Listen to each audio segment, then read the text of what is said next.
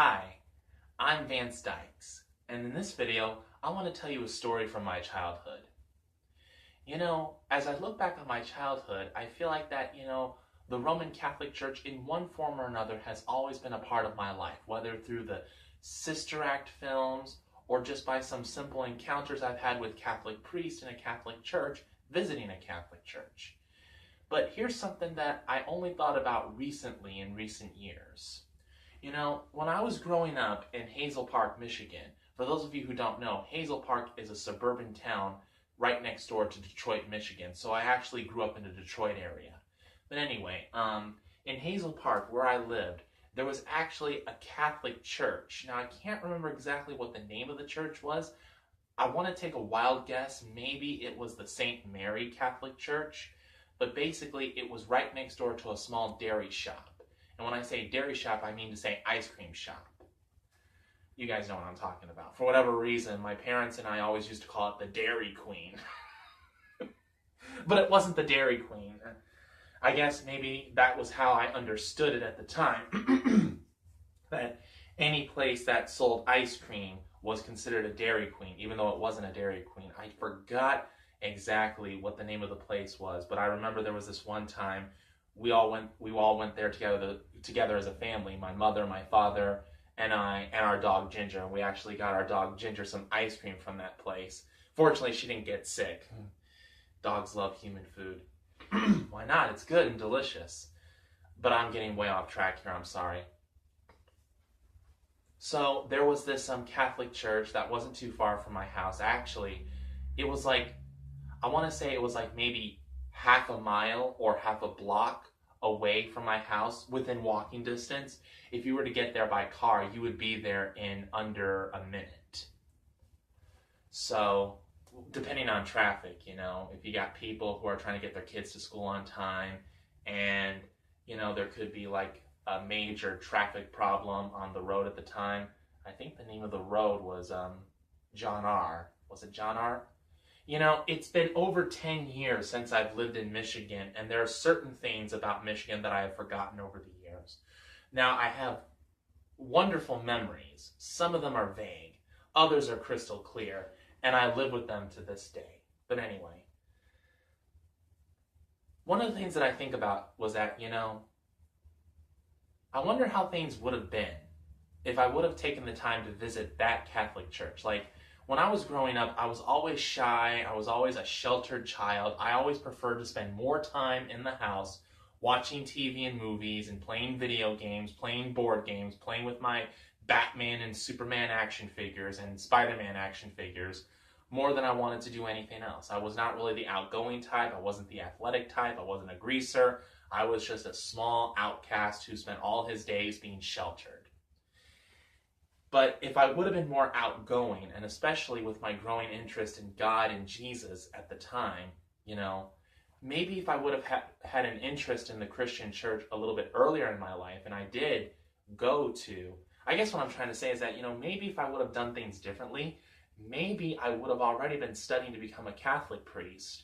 And actually right now, I would actually be a Catholic priest. I would be wearing the clerical attire and standing right here with this Catholic background, with the Vatican City flag, state flag, and this little icon, this little holy water icon. I don't know what this is called, but I'm just going to call it like a holy water icon. And this cross and this picture of Mother Teresa, and I would be actually wearing a Roman Catholic clerical attire.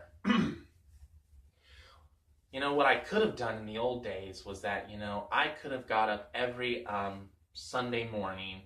I would have gotten dressed, taken a bath or a shower, whichever, and I would have left my house, and I would have walked past the next door neighbor's house, and then past the house next to that house, walk up to the funeral home, turn left on the corner, go in front of the funeral home, and then walk all the way to the dentist office, the small dental office that was on the corner, cross the street, get to the other side of the street, which was on the corner. There was a hardware store on the corner, and then cross the other street to get to the St. Mary Catholic Church. And if I would have gone there more often, I've never been there, but if I would have gone, like I said, how things probably would have been nowadays. So what might have been. So I just wanted to share that story because,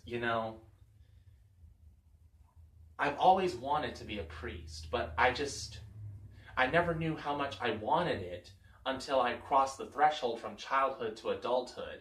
And as I became an adult, I began to discover how much the priesthood meant to me. But of course, not willing to want to be celibate, I still want to be married and have a wife. For that reason, that's why I'm studying to become a priest in the Anglican Church rather than the Roman Catholic Church. But every day I feel myself becoming more and more Catholic. I feel that my love for the Catholic Church grows stronger and stronger and stronger. Metaphorically and poetically speaking, my heart sings for the Roman Catholic Church.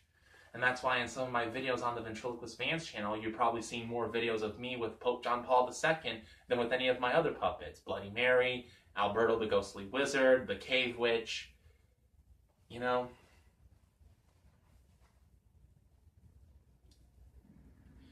But I am really fortunate and happy to know that, if I wanted to convert from the Anglican Church to the Catholic Church, being a priest in the Anglican Church and being married in the Anglican Church, and if I wanted to convert to the Roman Catholic Church and be a Catholic priest while still being married to my wife, I could still be married to her. That's not a problem. So I'm thankful for that option.